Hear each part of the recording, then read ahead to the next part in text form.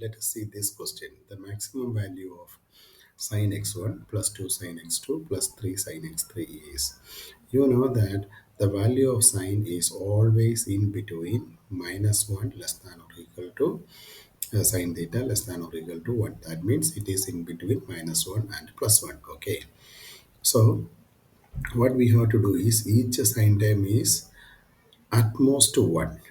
That means so maximize each term. We need to take it sine x1 is equal to 1, sine x2 is equal to 1, and sine x3 is equal to 1. So what will come after substituting in this given question, then sine x1 is 1 and sine x2 is 2 into x1.